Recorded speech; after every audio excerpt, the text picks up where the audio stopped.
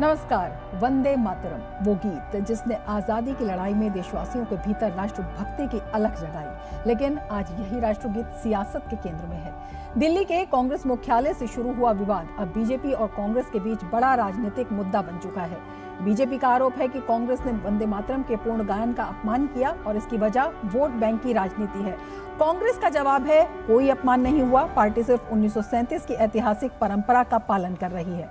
वंदे मातरम के वे सुर जिन्होंने कभी देश को एकजुट करने का काम किया था, लेकिन आज उन्हीं सुरों पर सियासत तेज है। क्या है इसकी वजह, क्या है इसके संवैधानिक पहलू, इसी पर आज करेंगे चर्चा। मैं हूं रमा त्यागी, मेरे साथ जुड़ेंगे खास मेहमान भी।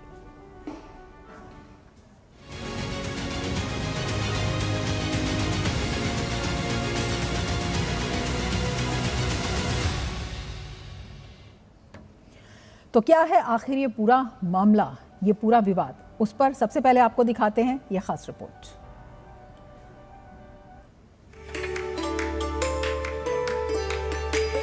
पंद्रह अगस्त देश की आजादी का 80वां स्वतंत्रता दिवस मना रहा था। दिल्ली में कांग्रेस मुख्यालय पर तिरंगा फहराया गया और इसके बाद शुरू हुआ वंदे मातरम। लेकिन गायन के दौरान सोनिया गांधी और मल्लिकार्जुन खड़गे की बातचीत और इशारों का वीडियो सामने आया तो बीजेपी ने कांग्रेस पर हमला बोल दिया।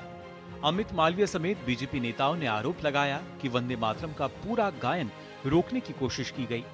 बीजेपी ने इसे राष्ट्रगीत के अपमान और तुष्टीकरण की राजनीति से जोड़ दिया। कांग्रेस ने आरोपों को खारिज किया। कांग्रेस के अनुसार सोनिया गांधी वंदे मातरम रुकवाने का संकेत नहीं दे रही थी, बल्कि खड़गे के लिए कुर्सी लाने को कह रही थी, यानी एक वीडियो और उसकी दो अलग अलग राजनीतिक व्याख्याएं। बीजेपी ने राष्ट्रगीत के अपमान का आरोप लगाया तो वहीं कांग्रेस इन आरोपों को गलत बता रही है। लेकिन विवाद सिर्फ वीडियो का नहीं है। कांग्रेस ने कहा कि पार्टी कार्यक्रमों में वंदे मातरम के शुरुआती दो पद ही गाए जाएंगे। इसके पीछे 1937 का इतिहास है। उस दौर में वंदे मातरम के कुछ हिस्सों को लेकर मुस्लिम लीग ने आपत्ति जताई थी। इसके बाद नेहरू और कांग्रेस कार्य समिति में इस पर चर्चा हुई और शुरुआती दो पदों के इस्तेमाल की परंपरा सामने आई। यही इतिहास आज फिर सियासत का मुद्दा बन गया है। वंदे मातरम आजादी की लड़ाई में प्रतिरोध और राष्ट्रभक्ति का प्रतीक रहा। 1950 में संविधान सभा ने इसे राष्ट्रगीत का दर्जा दिया, जबकि जन गण मन को राष्ट्रगान बनाया। लेकिन आज सवाल इतिहास से ज्यादा राजनीति का है। बीजेपी इसे तुष्टीकरण और वोट बैंक की राजनीति बता रही है, तो कांग्रेस इसे ऐतिहासिक परंपरा और सामाजिक संवेदनशीलता से जोड़ रही है। और अब बहस ये है, दो पद या पूरा गीत, परंपरा या राजनीति। वंदे मातरम के सुरों ने कभी देश को एकजुट करने का काम किया था, लेकिन आज उन्हीं सुरों पर सियासत तेज है। सवाल सिर्फ ये नहीं कि कितने पद गाए जाएं, सवाल ये भी है कि इतिहास को देखा जाए या फिर आज की राजनीति के चश्मे से। वंदे मातरम के सुर एक हैं, लेकिन सियासत की आवाज दो। Bureau report, DD news. स्वतंत्रता दिवस के पावन अवसर पर कांग्रेस मुख्यालय से राष्ट्रीय गीत वंदे मातरम के गायन को रोकने का इशारा करती सोनिया गांधी की तस्वीरें, उसके बाद गोवा में मल्लिकार्जुन खड़गे की मौजूदगी में कांग्रेस के कार्यक्रम में राष्ट्रगीत वंदे मातरम के केवल दो ही छंद गाए जाना, उसके बाद दो छंद गाने को लेकर कांग्रेस नेताओं के लगातार बयान आना, जिनमें कहा गया है कि कांग्रेस आलाकमान ने उन्हें केवल दो छंद गाने के लिए ही कहा है। और उसके बाद कांग्रेस कार्य समिति ने यह ऐलान कर दिया कि पार्टी अपने सभी कार्यक्रमों में वंदे मातरम के 6 में से सिर्फ शुरुआती दो छंद ही गाएगी। कांग्रेस नेता केसी वेणुगोपाल ने क्या कहा, सबसे पहले आपको वो दिखाते हैं। कांग्रेस वर्किंग कमेटी में भी हम डिस्कस कर दिया। हमारा स्टैंड वेरी क्लियर है। 1937 का resolution Mahatma Gandhi ji, Pandit Jawaharlal Nehru ji, Rabindranath Tagore ji, Subhash Chandra Bose ji, this type of Sardar Patel ji, this type of topmost leadership of that point of time decided that whatever the decision they took, we will obey that decisions. We are very, very clear on that, that our Congress party workers will do that only. This is our decision. और BJP इसे तुष्टीकरण की राजनीति बता रही है। केंद्रीय गृह मंत्री अमित शाह ने कहा है कि आजादी के 80 सालों में पहली बार लाल किले से पूर्ण रूपेण वंदे मातरम का गान देशवासियों और दुनिया ने सुना। मगर ये दुर्भाग्य की बात है कि आजादी के बाद भी, देश के टुकड़े होने के बाद भी वंदे मातरम को कभी मन से स्वीकारा नहीं गया और जन भावनाओं को दरकिनार किया गया। दुर्भाग्य की बात है कि आजादी के बाद भी, देश के टुकड़े होने के बाद भी वंदे मातरम को कभी मन से स्वीकारा नहीं गया। जन भावनाओं को देखते हुए संसद में उसका गान तो होता था, सब खड़े भी होते थे, मगर मेरे जैसे कई लोगों के हृदय में एक दुख का भाव भी होता था कि आजादी के बाद भी वंदे मातरम पूरा गा नहीं सकते। मित्रों, गृह मंत्रालय ने एक विधेयक संसद में पारित कराया और पूरे वंदे मातरम को सरकारी कार्यक्रम का हिस्सा बनाने का निर्णय लिया और यह ऐतिहासिक निर्णय।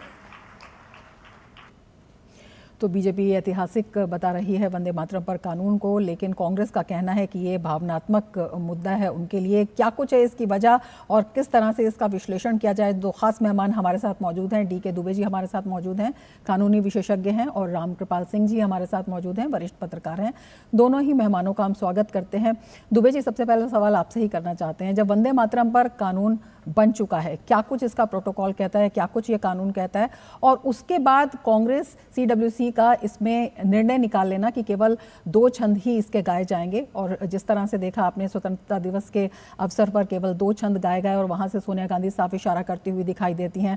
उसके बाद से गोवा में हुआ, उसके बाद से लगातार तमाम कांग्रेसी नेताओं के ये बयान आ रहे हैं। तो कानूनी और संवैधानिक रूप से इसे किस तरह से देखा जाए?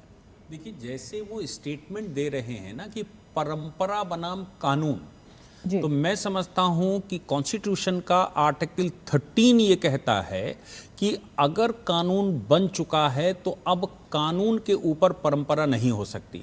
Custom may be the law up to the law framed by the parliament. जब तक पार्लियामेंट ने कानून नहीं बनाया है तब तक ही परंपरा कोई परंपरा रह सकती है, कोई कस्टम रह सकता है। अगर कानून बना दिया गया है तो कस्टम वहीं तुरंत समाप्त हो जाता है जिस दिन कानून बन गया है। इसको ऐसे भी समझना चाहिए कि हिंदू विवाह में कई विवाह, बहु विवाह का प्रावधान था। जिस दिन कानून पास हुआ उसके बाद अगर दूसरा विवाह किया तो कानूनन जुर्म है, जो कि परंपराओं में, भारत की परंपराओं में बहु विवाह है। भारत की परंपराओं में बाल विवाह कभी रहा होगा, लेकिन जिस दिन कानून बन गया उस दिन से अपराध घोषित हो गया। इसलिए अगर कोई ये कहता है कि आजादी के पहले की परंपरा को हम चालू रखेंगे, तो आप इस बात से निश्चिंत हो जाइए कि वो कानूनन अपराध घोषित हो चुका है, इसलिए वो अपराध है। जहां अपराध घोषित हो चुका है उसके आगे क्या वो ये बताना चाहते हैं कि 1937 जिसमें ब्रिटिश इंडिया हुआ करता था, ब्रिटिश इंडिया के टाइम पर आप अपने घर में क्या रेजोल्यूशन पास करते थे, वो उस समय की परिस्थिति थी। लेकिन बंटवारा हो चुका, जिनके दबाव में आपने उस समय ये कहा कि हम ये 4 स्टैंजा नहीं गाएंगे, क्या आज भी उनका दबाव आपके ऊपर है? क्या आज भी आप उस दबाव को ही स्वीकार करते हैं और ये कह रहे हैं कि इसको स्वीकार नहीं करेंगे? अगर आप ऐसा कह रहे हैं तो याद रखना चाहिए कि 1923 के एक कार्यक्रम में मोहम्मद अली उस समय उनके प्रेसिडेंट हुआ करते थे, और उस समय गायन करते समय जब उनको रोका गया गायकों को, तो उन्होंने कहा कि आप प्रेसिडेंट कांग्रेस के हैं, ये कांग्रेस का अधिवेशन है, ये किसी इस्लामिक संगठन का कार्यक्रम नहीं है, इसलिए पूरा वंदे मातरम गाया गया उस समय, और वो अध्यक्ष उठकर चले गए। लेकिन उसके बाद इन्हीं परिस्थितियों की वजह से 1937 में ऐसा इन्होंने स्वीकार किया। लेकिन इसका मतलब ये बिल्कुल नहीं है कि भारत का संविधान बनने के बाद, भारत में कानून पास होने के बाद, और भारत में अगर कानून पास हो चुका है तो अब कानून का उल्लंघन करते हुए आप कहेंगे कि 1937 में बहुविवाह होता था, हम आज भी बहुविवाह करेंगे। आप कहेंगे कि भारत के प्राचीन काल में बाल विवाह होता था तो आज भी बाल विवाह करेंगे। ऐसा स्वीकार नहीं हो सकता। कानून का शासन भारत में है, कांग्रेस का शासन भारत में नहीं है, किसी व्यक्ति का शासन भारत में नहीं है, किसी भी संगठन का भारत में शासन नहीं है। भारत में संविधान का शासन है, और संविधान के शासन में सीधी बात है, कानून का उल्लंघन करने का मतलब आप अपराधी हैं। रामकृपाल सिंह जी भी हमारे साथ जुड़े हुए हैं। रामकृपाल सिंह जी, बीजेपी सीधे तौर पर कह रही है कि ये राजनीतिक तुष्टीकरण है, जबकि कांग्रेस का कहना है कि ये भावनात्मक मुद्दा है, ये सामाजिक मुद्दा है। किस तरह से आप इसे देखते हैं? देखिए, विशुद्ध रूप से ये तुष्टीकरण है, और ये तुष्टीकरण जो है वो कानून की अवहेलना की कीमत पर किया जा रहा है। दुबे जी ने बहुत अच्छे ढंग से बताया चीजों को। देखिए सीधी बात है, हमारे यहाँ कहावत एक वो है कि ignorance of law is no excuse. अगर कोई व्यक्ति कानून को जानता ही नहीं है, उसको पता नहीं है उस कानून का, फिर भी वो ये सहारा, ये डिफेंस नहीं ले सकता कि मुझे नियम नहीं मालूम था। यहाँ तो कानून बनाने वाले, माना जाता है कि अगर कोई कानून संसद से पास हो गया तो किसी पार्टी का कानून नहीं है, वह भारतीय संविधान के तहत भारत का कानून है। और कानून के सामने सब बराबर होते हैं, equal protection, equality before law and equal protection of laws. रही बात, देखिए अभी तक जो बात उस दिन जयराम जी कह रहे थे, तो लग रहा था कि मजबूरी में वो बेचारे वो तथ्यों की हेराफेरी कर रहे हैं। अगर सोनिया जी ने जो कुछ उस समय किया था वहां पे, वो जिस तरह से राहुल जी बदला रहे थे, बाद में 48 घंटे के भीतर ही ये नियम CWC ने कर लिया ना कि हम 2 स्टैंजा गाएंगे। इसका मतलब उस दिन 2 स्टैंजे के बाद जो हो रहा था, शुद्ध रूप से उस पर एतराज था सोनिया जी को। अब ये बात तो कांग्रेस ने ही खुद तय कर दी है कि यही बात सही है। लेकिन केसी वेणुगोपाल को मैं सुन रहा था, जिसकी बाइट आपने चलाई, मतलब कैसे कैसे लोग हैं। आप इस देश के सत्ता के एक मतलब दावेदार हैं, कल को इस देश में आएंगे। आप अगर कोई कानून आपके हिसाब से, आप अपोजिशन में हैं, लगता है हमेशा ये रहा है कि मेजॉरिटी जो है, लोकतंत्र का यही है कि मेजॉरिटी जिसकी है वो अगर कोई कानून पास होता है तो वो सबको मानना पड़ेगा, सब मानते भी हैं। तो अगर आपको अब भी एतराज है तो आप अदालत में उसको चैलेंज कीजिए, लेकिन जब तक वो कानून है तब तक इस देश की वो अपोजिशन पार्टी जिसने यहाँ पर 50-60 साल राज किया इस देश में, अगर वो कहती है कि हाँ ये कानून बन चुका है लेकिन हम इसे नहीं मानेंगे, तो आप सोच सकती हैं इस देश का अगर आम आदमी पर वो कानून लागू होता है कि कोई भी कानून का उल्लंघन करेगा तो उस पर मुकदमा चलेगा, सजा हो सकती है।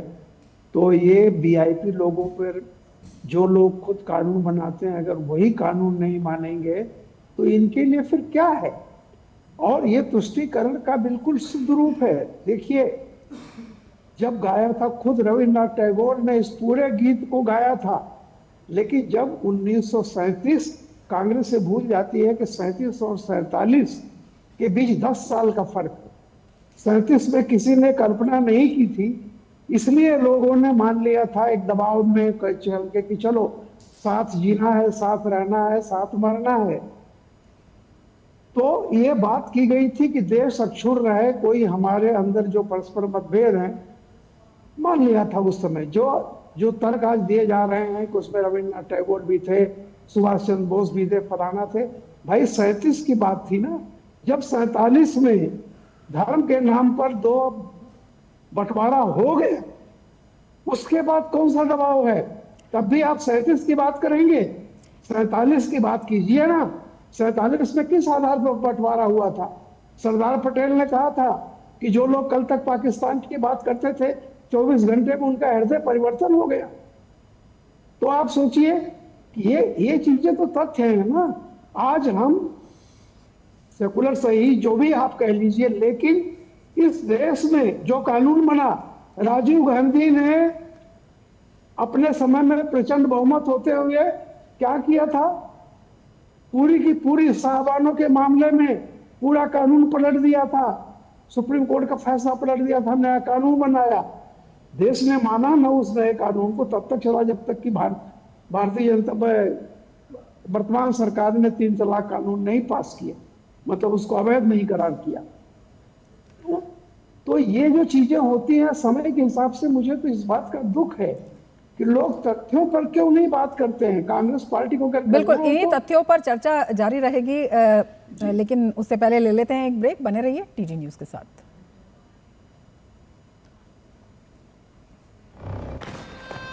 ये देख कैसे। हैप्पी बर्थडे भाई। दिखा। हाँ मेरा फेवरेट कलर। हमेशा शॉपिंग। आई नो माँ, बट खर्चा करने की भी यही उम्र है, राइट? सेविंग करने की भी यही उम्र है। आई नो पा, सेव करो, सही जगह निवेश करो, रकम पर ब्याज मिलेगा, जिसे फिर से निवेश करने पर ब्याज मिलता रहेगा। आई नो ना। आरबीआई कहता है, करो सही शुरुआत, बनो फाइनेंशियली स्मार्ट। जब धरती चीर कर निकलता है लोहे का पत्थर और मिलता है मोंगिया के जोश से, फिर तपता है, पिघलता है और बनता है फौलाद। अब होता है सरिया सारी खूबियों के साथ। मोंगिया स्टील, मजबूत देश का मजबूत सरिया। यार कैसे ले पाएंगे घर? नहीं, आज गर्मी बहुत है ना? यस, बहुत ही ज्यादा। पापा, घर खरीदने की planning is not easy. Vini, long term savings का बेस्ट प्लान बताना। LIC protection plus plan. LIC और सेविंग्स? यस, इसमें इंश्योरेंस और फंड्स दोनों में इन्वेस्ट करके गोल्स के हिसाब से सम अश्योर्ड एडजस्ट कर सकते हो। LIC protection plus plan, future insured, growth assured. Break के बाद फिर से आपका स्वागत है। दो खास मेहमान हमारे साथ जुड़े हुए हैं। दुबे जी, आपसे समझना चाहेंगे, जैसा कि ये पूरा स्पष्ट है कि कानून इसमें बन चुका है और पूर्णतः अपराध के दायरे में आता है, ये भी आपसे समझना चाहेंगे, जब प्रोटोकॉल पूरी तरह से स्पष्ट है, सब पर लागू है, तो कांग्रेस का ये जो 2 पद वाला प्रोटोकॉल है, ये राष्ट्रीय प्रोटोकॉल के विपरीत खड़ा होता है। कितना बड़ा कानूनी दायित्व भी ये बनता है? देखिए, सबसे पहले तो जो तस्वीरें आप अभी दिखा रहे थे, वंदे मातरम चलते समय किसी भी व्यक्ति के द्वारा उसको रोकना अपने आप में अवहेलना है, पहली बात।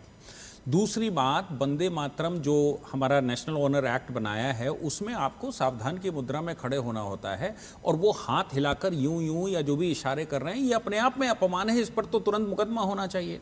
दूसरी बात, जहां तक कानून की आती है, तो ये बात स्पष्टता से समझनी चाहिए। देखिए भाई, आपके पास 370 आपने बनाया था, आपने 35 कैपिटल A बनाया था, बाद में सरकार ने उसको खत्म किया पार्लियामेंट से। आप सुप्रीम कोर्ट भी गए कि पार्लियामेंट को ये नहीं था, सुप्रीम कोर्ट ने भी कहा पार्लियामेंट के पास पूरा अधिकार है, पार्लियामेंट ने अब कानून बना दिया, तो आज की बात से खत्म हो गया। तो भारत में पार्लियामेंट सॉवरन है, लेकिन हाँ, ये हो सकता है कि भाई कांग्रेस के लोग ये समझ रहे हो कि नहीं, आज भी वही सॉवरन है और वही चलाएंगे और वही चलेगा, जैसा वो चाहेंगे वैसा करेंगे। वैसा संभव नहीं है। कानूनन वो अपराध की कैटेगरी में जब आ चुका है तो ये अपराध है, ये मान लीजिए।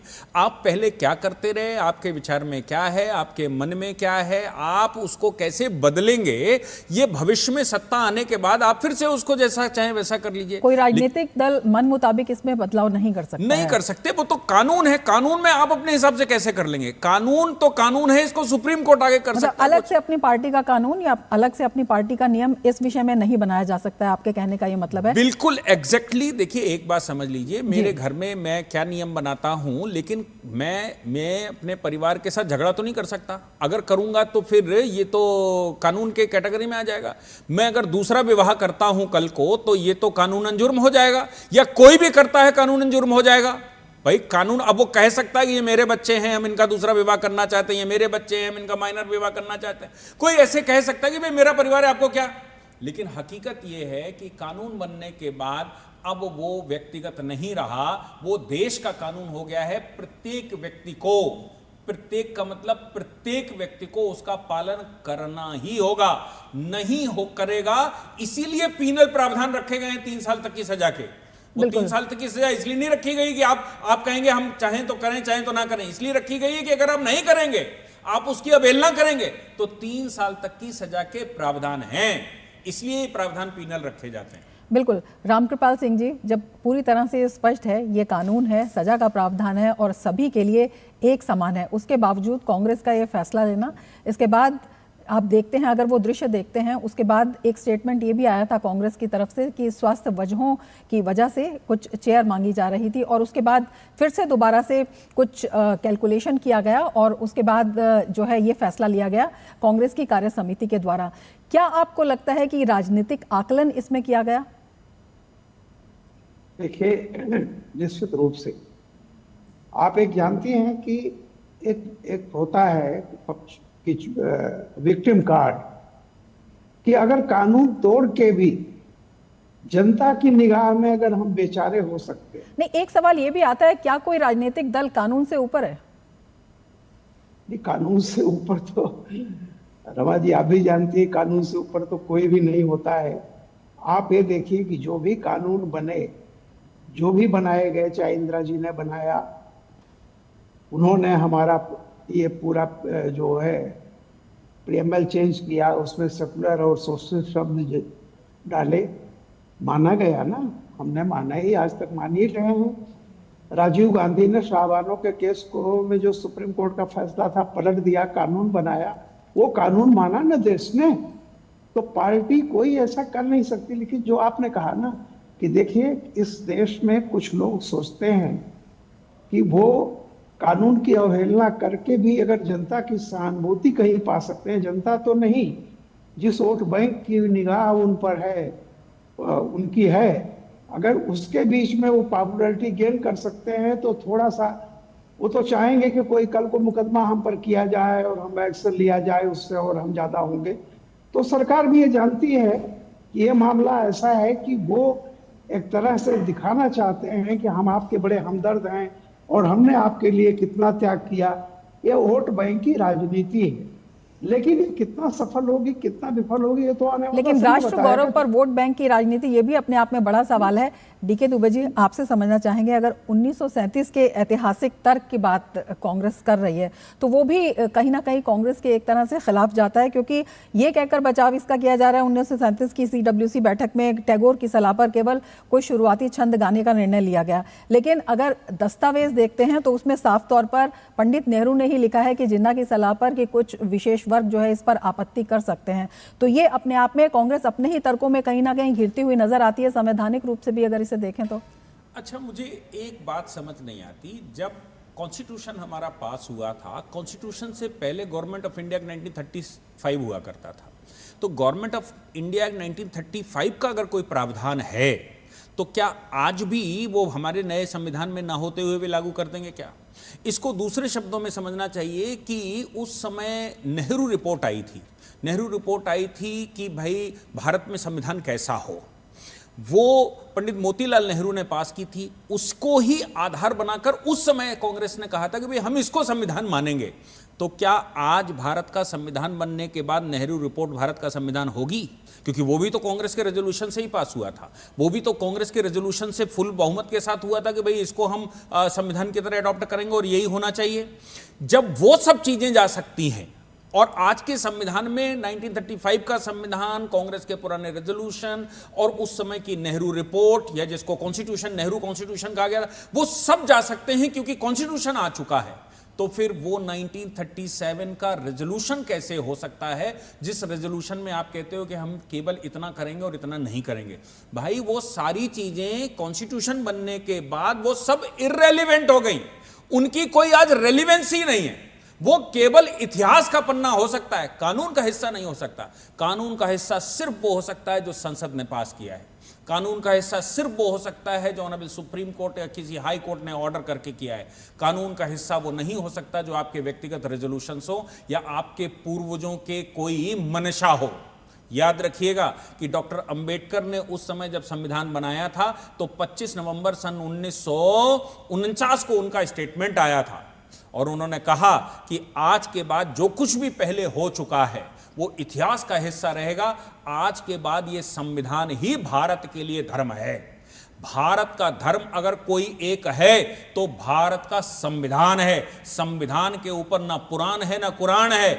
ऐसी परिस्थितियों में अब कैसे कहा जा सकता है कि 1937 में ऐसा हुआ था जी इसलिए हम ऐसा करेंगे, क्योंकि अब कानून बन चुका है। आप तो ये भी कह सकते हैं कि 35 कैपिटल ए के को रहते हुए जम्मू कश्मीर में ऐसा निवासिता थी तो हम उसको लागू रखेंगे क्योंकि कांग्रेस ने उस समय अनुमति दे दी थी। अरे भैया, आप कांग्रेस के उस झंझाल से बाहर निकलिए। भारत में संविधान का शासन है, भारत में कानून का शासन है और भारत में सर्वोपरि अगर कोई है तो वो संसद है और संसद के आप भी सदस्य हैं। अगर आप संसद की बात नहीं मानेंगे तो आपको ये देश नहीं मानेगा, क्योंकि संसद ही सर्वोपरि भारत में है। बिल्कुल। रामकृपाल सिंह जी, जिस तरह से दुबे जी ने भी बताया, संविधान में स्पष्ट व्याख्या है कि संविधान के आगे न कुरान है न पुराण है। उसमें 1937 में कुछ धार्मिक भावनाओं के आधार पर फैसला लेना, इससे पहले भी अगर 1937 से पहले देखते हैं तो ये जो गीत है पूरा गाया जाता था और इसमें सभी सर्वधर्म लोग इसमें शामिल होते थे, जो क्रांतिकारी थे, जो हमारे स्वतंत्रता सेनानी थे। तब कोई विवाद नहीं हुआ। अचानक 1937 में ये विवाद होना और बीजेपी जिस तरह से कह रही है कि इसके बाद जो देश का टूटना, ये आपस में इंटरलिंक्ड है, इसे किस तरह से देखते हैं? ये किस तरह का तर्क है? देखिए, ये लोग 60 साल राज किया है कांग्रेस पार्टी ने इस देश पे। उनको क्या पता नहीं है कि जो देश का कानून जो बन चुका है उसका मानना अनिवार्य है, उसमें कोई ऑप्शन नहीं है किसी के लिए। ये नहीं हो सकता है कि मेरे ऊपर नहीं चलेगा तेरे ऊपर चलेगा, ऐसा नहीं होता है। लेकिन जैसा मैंने पहले भी कहा कि देखिए, समय काल परिस्थिति के हिसाब से बहुत सारी चीजें बदलती हैं। 1947 26 जनवरी 1950 को जो संविधान हमने अडॉप्ट किया, जिसको आज उसके पहले के क्या हुआ था नहीं हुआ था, उन पर काल परिस्थिति और सब चीजों को देखना चाहिए। और अगर मान लीजिए उसमें से कुछ अच्छा भी रहा हो, फिर भी आज की तारीख में लॉ ऑफ द लैंड जो है वो हमारा संविधान है, उसी के तहत ही सब पूरा चलता है। और ये तो बिल्कुल संविधान से ऊपर कुछ नहीं है और जो कानून है वो सबके लिए समान है। और अगर हम वंदे मातरम की बात करें तो ये वो चेतना है जिसने सभी को इस तरह से एकाकार कर दिया था, कि जिसने आज़ादी की लड़ाई में महत्वपूर्ण भूमिका निभाई। और उस राष्ट्र गौरव पर इस तरह की सियासत जो है अपने आप में दुर्भाग्यपूर्ण है। बहुत शुक्रिया दुबे जी आपका, और बहुत शुक्रिया रामकृपाल सिंह जी आपका हमारे साथ इस चर्चा में जुड़ने के लिए। इसके साथ ही चर्चा में फिलहाल इतना ही, दीजिए इजाजत, नमस्कार।